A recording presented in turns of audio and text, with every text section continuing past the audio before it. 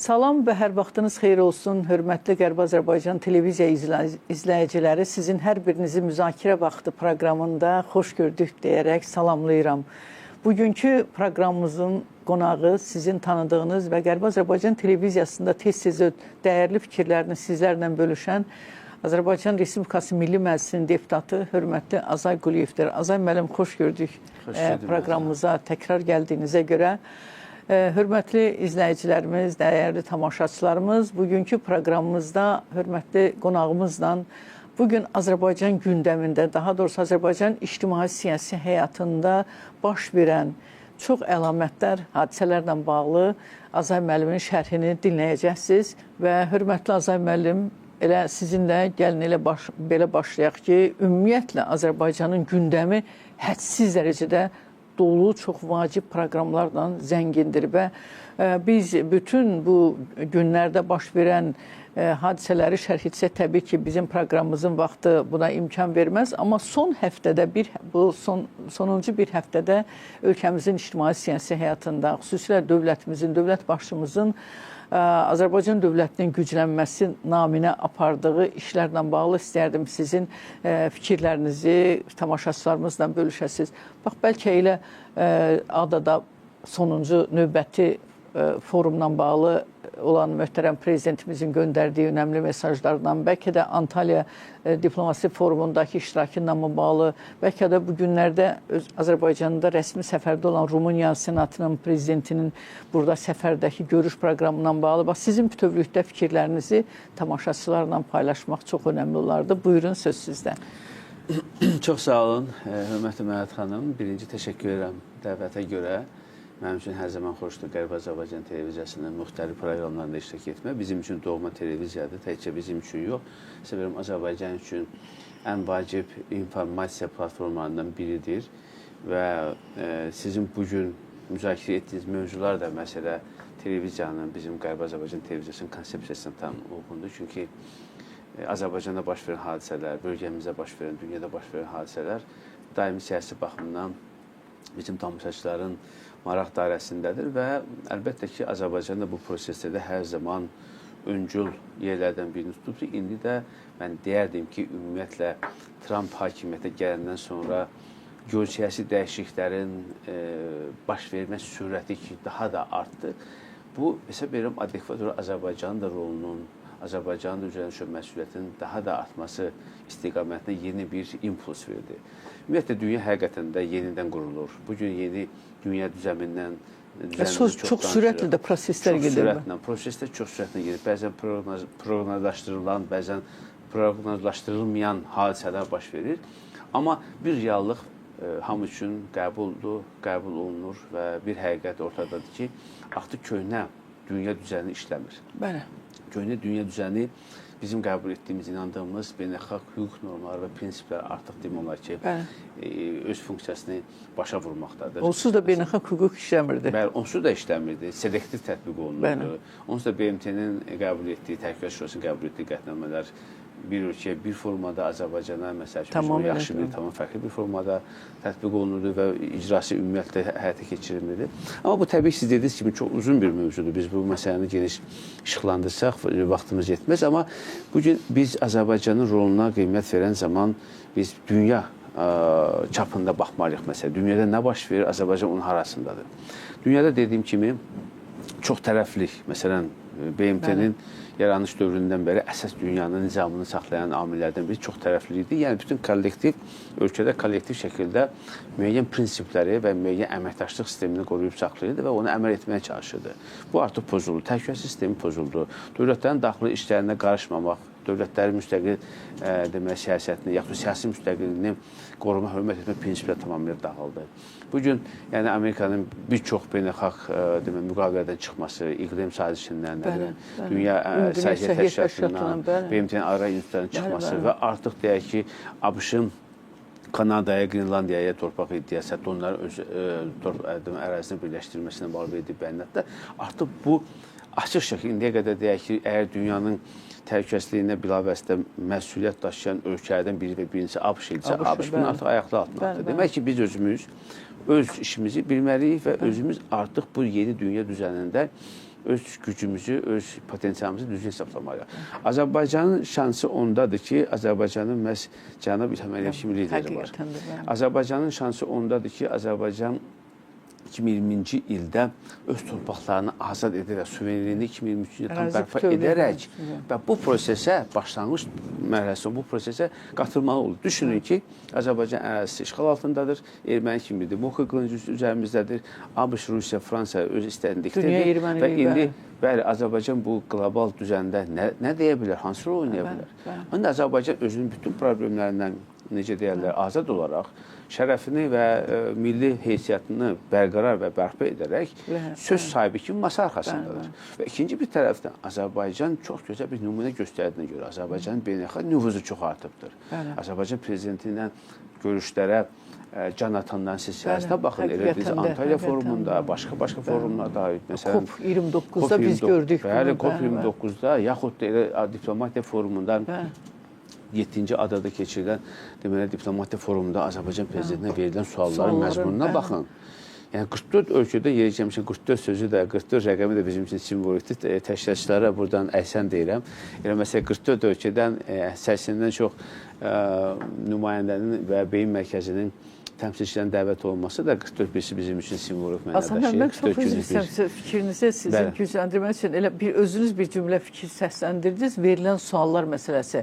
Həqiqətən də bu dəfə verilən suallardan əksəriyyəti Azərbaycanın qlobal səviyyədə bir oyunçu kimi verəcəyi töhfələrdən danışırdı. Yəni bu həqiqətən fəxr edirsən ki, balaca bir ölkə, amma bu ölkənin dünya üçün əhəmiyyətlidir, beynəlxalq aləmdə. Ona görə çox doğru deyirsiniz. Bəli, yəni bugün dünyanın, Məhət xanım, o aparıcı ölkələrinin beyin mərkəzləri, analitikləri, siyasi şərhçiləri Azərbaycan dövlətinin başçısının cənab prezidentinin dünya ilə bağlı, qlobal dəyişikliklərlə bağlı, bugün Rusiya-Ukrayna müharibəsindəki vəziyyət, İsrail, Fələstin, İsrail, Türkiyə münasibətləri, Şərq, Çində olan hadisədə ABŞ-ın geosiyasi durumu və həyata keçirəcəyi islahatda yaxud da siyasətlə bağlı məhz cənab prezidentin fikrini öyrənirlər. Bir növ dünyanın taleyi ilə, gələcək taleyi ilə bağlı möhtərəm prezidentimizin fikri nə qədər qiymətli olduğunu biz şahid olduq, qürur duyduq. Ən vacib isə bilirsiniz,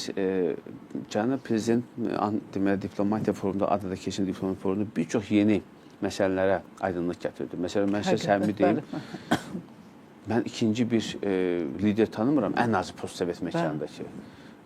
Rusiya-Ukrayna mövzusunda, Rusiya-Ukrayna savaşında bu qədər açıq, bir mənalı və çox səmimi və çox səmimi, dürüst bir izahat verir. Qorxmadan, çəkinmədən Ukraynanın ərazi bütövlüyünü və suverenliyin birbaşa müdafiə etdi. Bu çox ciddi bir bəyanat. İndiki durumda. Bugün Rusiyanı, üzr istəyirəm, ABŞ-ın prezidenti Rusiyanın bir də İqna edə bilmir. Nazirlə oynayır, onun sağına sonuna keçir ki, sağına ateşkəsə imza ataq. Belə bir vaxtda Azərbaycan prezidenti bu qədər açıq, səmimi və qətiyyətli fikirlər söylüyor. Bunun birisi nədir? Səbəbi. Bunun səbəbi birinci odur ki, cənab prezident, bu məsələni mən istədim biraz da açaq. Cənab prezident dünya ictimaiyyətində, beynəlxalq ictimaiyyətdə də Azərbaycan vətəndaşlarına bir daha göstərdi ki, baxmayaraq ki, nə qədər deyilə siyasətdə səmimiyyət yoxdur, dürüstlük yoxdur, siyasət bir növ belə də riyakarlıqdır. Bu doludur. Yəni Makronun fəaliyyətini müşahidə edən, yaxud da başqa ölkələrin fəaliyyətini, lider edən fəaliyyətini müşahidə edəndə başqa cür təəssürat yaranmır. Amma hörmətli prezidentim cənab İlham Əliyevin o çıxışda, nə qədər olan çıxışlar təbii ki, amma adadakı o verdiyi o şərhlər, gör nə qədər sübut etdi ki, siyasətdə dürüstlük də olar, siyasətdə səmimiyyət də olar, amma etibarlıq da var, etibarlıq məsələsi. Kim bunu edə bilər? Bunu etmək üçün insan gərək dürüst olsun, insan gərək özünə güvənsin, insan gərək səmimi olsun, insan gərək proqnozlaşdıran biri olsun. Baxın, bizim dövlətin həm də uğru bilsin. O liderlərə aid. Bəli, liderimizin uğru nədən ibarətdir? Onun bütün fəaliyyəti boyu nə verdisə, hansı vədi irəli sürücü onu yerinə yetirdi. Hansı məsələni deyilsə, sözünün arxasında durdu. Və bilirlər ki, Azərbaycan dövləti nəyisə üzrə götürürsə, ona etibar etmək olar. Və onun verdiyi şərhlər də, baxın, pafos deyilən bir şey yox. Bəzən görürsən ki, məsələn, siyasətdə, diplomatiyada biraz bunun yanından keçək, biraz bunu daha ütləmiş formada deyək. Yəni, bu baxımdan bu çox maraqlı bir şeydir. Yaxud da gələ elə, məsələn, Türkiyə ilə İsrail arasında olan münasibətləri. Məsələn, birinci dəfə bəlli oldu ki, Azərbaycan dövləti hələ 2 il bundan qabaq Rusiya ilə, Türkiyə ilə İsrail arasında olan böhranın aradan qaldırılmasında nə qədər böyük bir rol oynayır. Prezidentimiz çox təvazökar, ümumiyyətlə çox təvazökar. Bunu yaymır, bunu demir, bunu mətbuata işıqlandırmır. Çünki bizim üçün nəticə maraqlıdır. Reklam etmir. Və indi də məsələn, bu məsələdə Türkiyə ilə Rusiya deməli, bir nömrəli vasitəçi bir nömrə vasitəçi. İndi də məsələlərin tənzimlənməsində Bakıda bir neçə gün öncə görüş keçirildi və əlbəttə bu cənab prezidentin bilavasitə yəni təşəbbüsü ilə, istəyi ilə bundan baş verdi. Yəni deməm odur ki, bugün Azərbaycan baxın, ən qaynayan nöqtələrdir. Bugün ən qaynayan nöqtə haradır? Rusiya-Ukrayna savaşı. Bugün Orta Şərq, yəni İsrail, Fələstin, Suriya məsələsi, Türkiyə münasibətdə. Yeyəcəm ki, Suriyada bilirsiniz ki, Azərbaycanın da elə Antalya forumunda da Azərbaycan prezidenti çox maraqlı bir görüş keçirdi. İlk gündən Suriyanı dəstəklədi, yeni hökumətin. Suriyanın dəstəklənməsi məsələsi, Məhəmməd xanım, çox maraqlı bir prosesdir. Suriyanla bizim bilirsiniz ki, qan bağımız da var. Təbii. Suriyada bilirsiniz ki, indi Hələbdə, Hələb bizim üçün hər zaman doğma şəhər olub. Azərbaycanın, yəni bir çox, hələ o dövrdə 13-cü, 14-cü, 15-ci nəsillərdə Azərbaycanla həmin ərazilərə bizim... Nəsimini necə onu da? Bəli, bizim yəni Azərbaycan soydaşlarımız köç edib, orada böyük bir mədəniyyət hissi qoyublar. Dediniz kimi Nəsimin orada deməli, necə deyirlər, məzarı, orada onun qətl yetirilməsi falan. Yəni bu bir coğrafiya olubdur. Yəni Suriya bizim üçün yad bir yer deyil. Toponimlər də eynidir. Tamamilə doğru. Türkmənlərin orada çox olmağı. Olan toponimlər Azərbaycandakı toponimlərdən eynidir. Türkmənlərin danışığı, ona Azərbaycan rəhsəsində danışmağı. Amma bu heç də o demək deyil ki, Suriya kimi mürəkkəb mövzuda Azərbaycanın iştirakı Orta Şərqin ən mürəkkəb yeri. Burada 2 faktor Azərbaycanı ora apardı. Birinci, Türkiyə ilə bizim sarsılmaz qardaşlığımız. Türkiyə hardasa Azərbaycan oradadır. Türkiyə bilirsiniz ki, uzun müddətli Suriyada mücadilə edir. Ən azı özünün şimal sərhədlərinin, cənub sərhədlərinin təhlükəsinin təmin olunmasında və xüsusilə o PKK, YPG və digər terror uzantılarının deməli, məhv edilməsi və özünün təhlükəsinin təmin edilməsi baxımından 14-15 ildir orada fəaliyyət göstərir və əsas rejimi devriləndən sonra təbii ki, Türkiyənin böyük bir imkanları açıldı, yeni üfüq yarandı və burada da birinci Azərbaycan Türkiyəni tək qoymamaq istədi. Bunu biz olduğu kimi deməliyik. Bəli, əlbəttə. Burada birinci addım odur ki, bəli, Türkiyənin bu uğuru... Elə ilk reaksiya da Azərbaycandan gəldi və təsadüfi deyil ki, bəli, bu da Şuşa bəyannaməsindən qaynaqlanan bir məsələdir. Şuşa bəyannaməsində yazılıb ki, Azərbaycanla Türkiyə xarici siyasətdə bir çox məsələ, bütün məsələlər bircə koordinasiya edir və orada bir-birinə dəstək verir. Və mən çox sevinirəm ki, biz qürur duyuruq həqiqətən də. Mən çox üzr istəyirəm Ramazan müəllim. Həm də siz bir müqayisə də olunmalıdır ki, Orta Şərq ən mürəkkəb, yəni dünyanın, Avropanın nə qədər Fransası, Almaniyası, İtaliyasının əli orada olan ölkədir. Yəni təhlükəlidir. İlk gündən möhtərəm prezidentimiz açıq mövqe göstərməsi. Bəli, əlbəttə. Həm də bilirsiniz, Suriyaya hakim olan bütün yaxın şərqə, Orta Şərqə hakim olan Suriya tarixən çox böyük bir geosiyasi, geoiqtisadi məkana, yaxud da əhəmiyyətə malik olan bir yerdir. Ona görə təsadüfdir ki, ömür boyu Türkiyə Suriya uğrunda mübarizə aparır. Ona görə təsadüfi deyil ki, Trump açıqlama verdi ki, mən Ərdoğanı təbrik edirəm. 2000 ildə, son 2000 ildə heç kim edə bilmədiyini məsəl Ərdoğan etdi və Suriya sahib çıxdı. Həqiqətən bu belədir. Ona görə də Azərbaycanın bugün Suriyaya ilk yardım etməsi, humanitar yardım etməsi və 14 illik fasilədən sonra artıq diplomatik əlaqələrin bərpa edilməsi, Azərbaycan səfirliyinin orada açılması, bərpa edilməsinin bağlı adımlar atılması çox böyük bir şey. Birinci Azərbaycanın cəsarətli xarici siyasətdə, ikinci qardaş Türkiyə verilən dəstəkdir. Əlbəttə, İslam aləmində də oynadığı mühüm. Tamamilə doğrudur. Burada Ərəb liqası var, burada İslam dünyası var, Azərbaycan burada mövqeyi var və s. Və bir də açıq başqa bir amil də var. Bilirsiniz, cənab prezident adada keçən tədbirdə də qeyd etdi ki, əsas rejimi hər zaman Ermənistanın yanında olubdur. Ermənistan dəstəkləyibdir.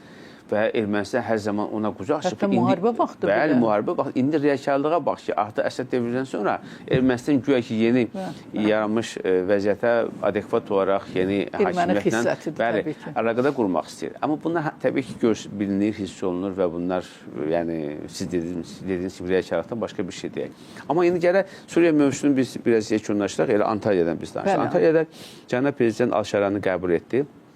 yəni görüşlər orada. Əhəmiyyətli görüşlər Bəli, orada çox maraqlı bir bəyanat verildi. Birinci, Azərbaycan cənab prezident qeyd etdi ki, Suriyanın yenidən qurulmasında və təhlükəsizliyin təmin olunmasında çox önəmli Azərbaycan rol oynayacaq və bunu aşağıda çox böyük məmnuniyyətlə qəbul etdi. İkinci, çox maraqlı bir orada fikir səsləndi ki, Azərbaycan, Türkiyə, Suriya tandemi, üçlüyü əməkdaşlıq çərçivəsində həqiqətən qürur verici idi möhtərəm prezidentimiz o mesajları. Tamamilə. Bu nə deməkdir? Yəni bunun humanitar tərəfini qoyaq bir tərəfə, bunun iqtisadi tərəfini qoyaq bir tərəfə, amma təhlükəsizlik məsələsində üçlük formatında olması Azərbaycan artıq dünya siyasətində ən az yaxın şərq, orta şərq siyasətində aparıcı rola malik olduğunu, Türkiyə ilə çiyin-çiyinə bu proses olduğunu göstərir. Ordumuzun gücü bəllidir. Zaten 44 günü vətən müharibəsində və yəni Azərbaycan göstərir ki, Türkiyə ilə bir yerdə, biz həmişə bizim də deyirik, Azərbaycan, Türkiyə sözünün əsl mənasında doğrudan da iki dövlət, bir millət. Bax, ordumuz bir, xarici siyasətimiz bir, iqtisadiyyatımız və bağlantılarımız mənəvi bağlantılarımız. Yox, hələ mən iqtisadi bağlantılarımız, bizim o Avropa ilə Asiyanı birləşdirən, baxın görün, Bakı Tbilisi, Qars, Bakı Tbilisi, Erzurum, nə bilim, bütün enerji xətlər, qaz fərq və s.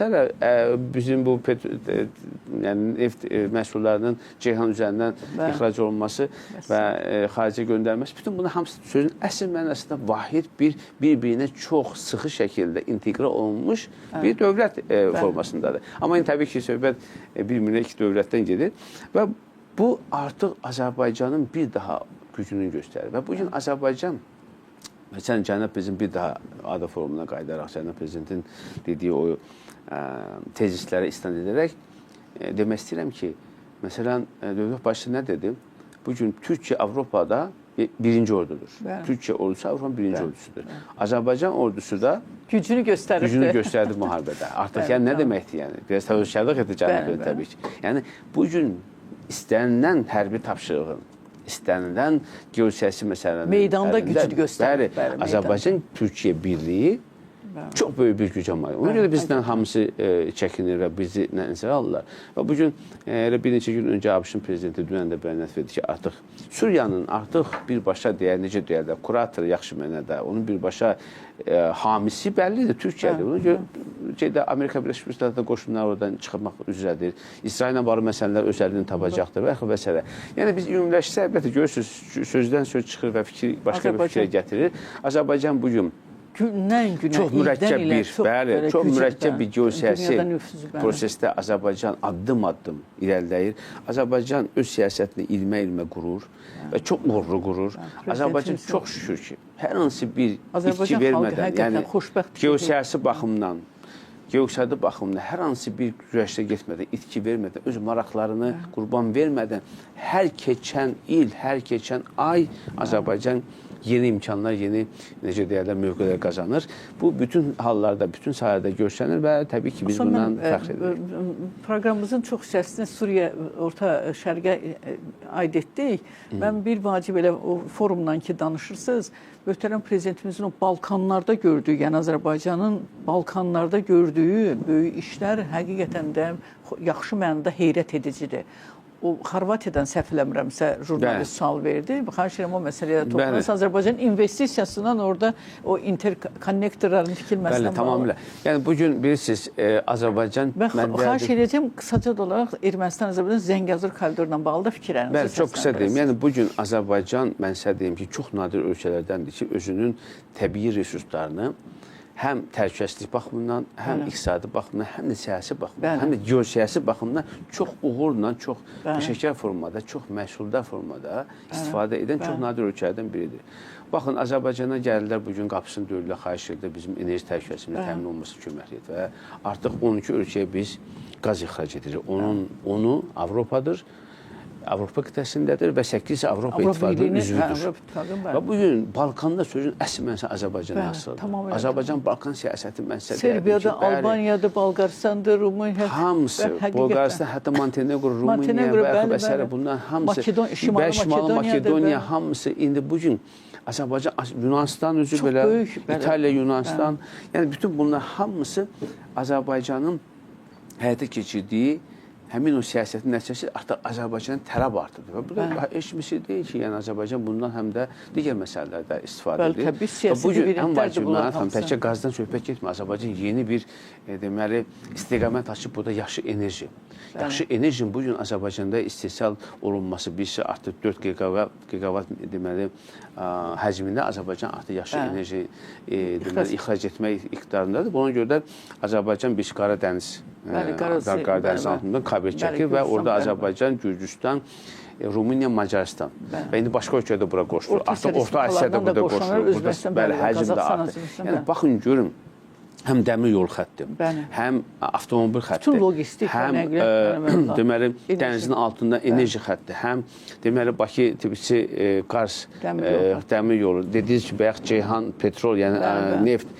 Orta dəhlizin əsas Azərbaycan necə xaba çeviribdir, hub formasındadır. Azərbaycan artıq bir mərkəzdir və bu mərkəzdən bütün dünyanın 4 istiqamətinə şimal, cənub, şərq-qərb istiqamətinə bugün bütün yəni resurslar paylanılır. O baxımdan Balkan siyasəti də bu baxımdan çox önəmlidir. İndi qayıdaq, siz dediniz bu kontekstdə Zəngəzur koridoruna bağlı, bəli. Bir Zəngəzur məsələsi, siz fikir verirsiniz ki, Azərbaycan artıq elə bir siyasi həyata keçirir ki, bir tərəfdə Ermənistanda ki, baxın, bizim İran üzərindən alternativ variantımız var. Artıq biz bunu işləmişik. Avtomobil yolu hazırdır, dəmir yolu xətti istiqamətlə iştirak edir və siz də seçimimizi edin. Zəngəzurla bax, bizim şərtlərimizi qəbul edin. Bugün burada əsas şərt nədən ibarətdir? Azərbaycan bir ərazisindən digər ərazisinə keçid olmalıdır maneəsiz. Yəni, bax, mən gedirəm Naxçıvan. Və öhdəliyi də var. Bəli. Sən niyə mənim orada pasportumu yoxlanmasan? Bəyəm, mən başqa Azərbaycan bir ölkəsindən başqa ölkəsindən yoxlayırlar mənə, xeyr. Ona görə də bu çox açıq bir siyasətdir. Ermənistan artıq bunu mənsimlərin barışıbdır və buna razılaşıbdır. Artıq gündə biraz yumuşalma gedir. Tamamilə, bu zaman məsələsi. Çünki Ermənistanın bugün Biden administrasiyası dövründəki olan o ümidlər artıq puça çıxıbdır. Artıq başqa ölkədən demək lazım olan dəstək ala bilmir. Prezidentimiz forumda da dedi, aktiv revanşistlər, pasiv revanşistlər. Bəli, tamamilə doğru. Çünki bilirsiniz, cənab prezident çox yaxşı tanıyır bunları və biz leksikonlara gətirən terminlər. Qətiyyən aldanmaq olmaz o boş bəyanatları falanlara. İndiyə qədər nə olmuşuqsa, bayaq dediyimiz kimi Ermənistan hansı mövqedə yumuşalıbsa, o Ermənistanın istəyindən yaxud da xoşgörü göstərməsindən ibarət olmayıbdır, qaynaqlanmıyıbdır. Azərbaycanın dəmir yumruğu səbəbdən bu olubdur. Yeri gəlmişim, burada yeni də bir məlumatdır mən deyim. İndi Zəngəzur koridorunun bir-iki məsələsi ona qaydaraq. Bilirsiniz ki, Avropa fondu Ermənistandan 10 milyon dollarlıq dırnaqarası güya sülh fondu, Avropanın sülh fondu vəsait ayrılıb və bu vəsaitə ayrılmasına Macaristan veto qoyub, bildiniz onu siz. Və hələ Macaristan bunu ayrılması imkan verməkdir və Macaristan şərt qoyub ki, əgər siz 10 milyon dollar ayrılırsınızsa Ermənistana, 10 milyon dollar da ayırın Azərbaycanın minadan təmizlənmə layihəsinə. Yeri gəlmişim, Macar qardaşlarımıza biz təşəkkür edirik, sağ olsunlar. Bu, yeganə Avropa Birliyinin ölkəsidir ki, bu cür ədalətli mövqe hər zaman sərgiləyibdir. İndi qaydaq Zəngəzurla bağlı məsələ. Zəngəzurla bağlı bilirsiniz, indi burada çox şey təbii ki, deməyə ehtiyac yoxdur. Müxtəlif senarilərdə, müxtəlif deməli vəziyyətlərdə Zəngəzur koridoru açılacaqdır.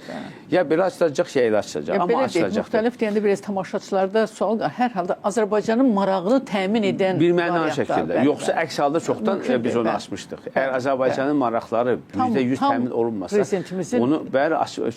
onu indiyə qədər çoxdan açardıq. Yəni açma xəttini açılsaydı, yəni o bizə hər cür şəraiti deyir ki, biz yaradaq, nə bilim, onlayn olsun, elektron, nə bilim, yoxlamalar falan olsun.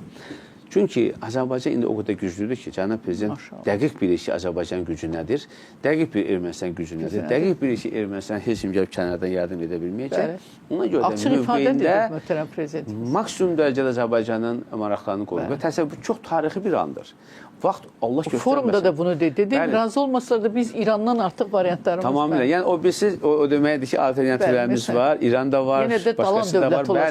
Bəli. Yəni o deməyim odur ki, Azərbaycan bir az da olsa, zərrə qədər də öz maraqlarını güzəştə getmədən Azərbaycan maksimum dərəcədə öz, necə deyələ, milli çıxartlarını təmin edir. Və Zəngəzur koridoru da məhz o kontekstdə, o deməli formada açılacaqdır və əminəm ki, bizim vətəndaşlarımız çox rahat bir şəkildə gedəcəklər. Çox təşəkkür edirəm. Azərbaycanın bir bölgəsindən digər bölgəsi bizim üçün doğma, qədim Naxçıvana rahat gedəcək və bu da təkcə Məhəmməd xanım yekunlaşdıraq.